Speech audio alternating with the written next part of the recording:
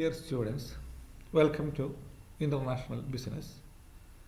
In this class, we are going to discuss about another international trade theory, that is new trade theory. This new trade theory was emerged in 1970s. So this is developed by so many economists.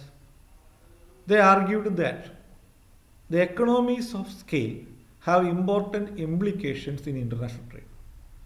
So the economies of trade of a particular company will contribute a major role in the international trade.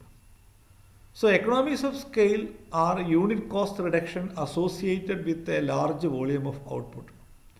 So if you produce the goods in large volume, large quantity, the fixed cost will be reduced. Per unit fixed cost will be reduced, so you can reduce your total cost. അപ്പോൾ economies of scale എന്ന് പറഞ്ഞാൽ large scale production ഉണ്ടാകുമ്പോൾ cost reduction ഉണ്ടാവും. എന്താ കാരണം? The cost will be fixed cost will be spread among more items. അപ്പം economies of scale lead to cost reduction due to large volume of production. എങ്ങനെയാണ് economies of scale ഉണ്ടാകുന്നത്? Economies of scale causes due to spreading of fixed cost. നേരത്തെ പറഞ്ഞു spreading of fixed cost. For example, rent of A particular building is 10,000 rupees. If you are producing 1,000 units per month, rent will be 10 rupees per unit. If you are producing 2,000 units, rent will be 5 rupees per unit. Okay, per unit rent will decrease according to the increase in the output. But spreading fixed cost, capacity to use specialized employees. Due to specialization, the employees' efficiency will increase, so the output will increase. Automatically, cost can be reduced.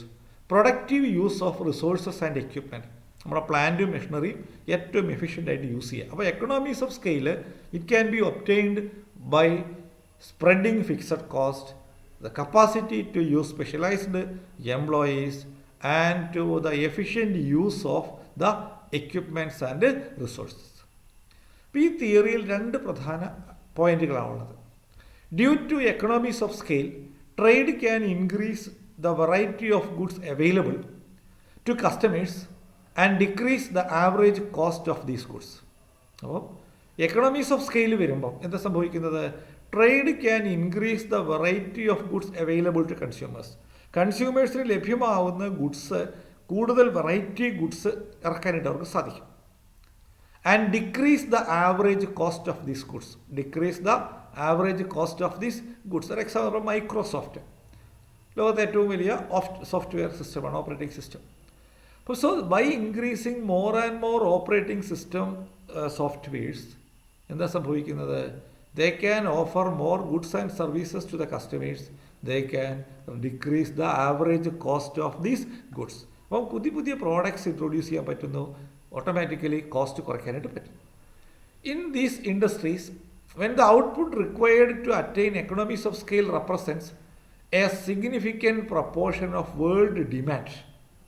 അതായത് ഇങ്ങനെ ചെയ്യുമ്പം ഇതുമൂലം these companies can meet the international demand in an efficient manner. അപ്പോൾ ഈ കുറച്ച് കമ്പനികൾ, അതായത് global market can support a small firms. അതായത് മാർക്കറ്റിൽ ഇപ്പോൾ വിൻഡോസ്, ഫോർ എക്സാമ്പിൾ വിൻഡോസ്, അവർ മാത്രം മതി, അല്ലെങ്കിൽ അവരെ കൊണ്ട് മാത്രം ഈ ഡിമാൻഡ് മീറ്റ് ചെയ്യാൻ അവർക്ക് സാധിക്കും. അപ്പം those industries when the output required to attain economies of scale represents a significant proportion of total world demand. അപ്പോൾ they can contribute a lot in the international trade. അപ്പം the world trade in certain products may be dominated by countries whose firms are first movers in their production. First movers means who are having initiative in making the goods initially. പിന്നെ തുടക്കത്തെ ഒരു രാജ്യത്ത് ആദ്യമായി ഉൽപ്പാദിപ്പിക്കാൻ തുടങ്ങിയവർ. അപ്പോൾ trade it is dominated by first movers. അത് നമ്മൾ പിന്നീട് ഇപ്പോൾ തന്നെ ഡിസ്കസ് ചെയ്യും. അപ്പോൾ the theory emphasise productivity rather than on countries resources. അപ്പോൾ ഈ തിയറിയിൽ പറയുന്നത്, മുമ്പിലത്തെ തിയറി പറഞ്ഞ പോലെ, കൺട്രിയുടെ റിസോഴ്സസ് അല്ല, more importance is given to the productivity of the organisation or the company. കൂടുതൽ പ്രാധാന്യം കമ്പനിക്കാണ്. The company increases its output due to specialization and increase in efficiency. So, due to specialization, the company increases the output. The firm can fix a competitive price for its products. Due to large scale production, due to more efficiency, they can fix a competitive price, lower price compared to other products. The firm now in a position to force potential competitors to produce at the same level and fix identical prices. But because they are the pioneer in that sector, they can ensure that the competitors can fix the price at the same level fixed by them. അപ്പം potential കോമ്പറ്റീറ്റേഴ്സിനും ഈ പ്രൈസിൽ താഴെ മാത്രമേ പ്രോഡക്റ്റിൻ്റെ വില നിശ്ചയിക്കാൻ പറ്റൂ. കാരണം the first mover they have an advantage. So the first entrant gains first mover advantage. ഞാൻ നേരത്തെ പറഞ്ഞു, ഒരു ഫീൽഡിലേക്ക് ആദ്യമായി പ്രവേശിക്കും മൈക്രോസോഫ്റ്റാണ്. ഫോർ എക്സാമ്പിൾ, ലോകത്ത് സോഫ്റ്റ്വെയർ ഉണ്ടാക്കുന്ന വലിയ കമ്പനിയാണ് വിൻഡോസ്, മൈക്രോസോഫ്റ്റ്. അപ്പം due to that they have so many advantage.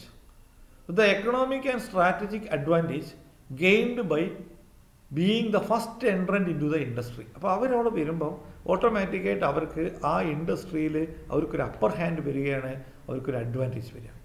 The first mover advantage can create a formidable barrier to entry for potential rivals.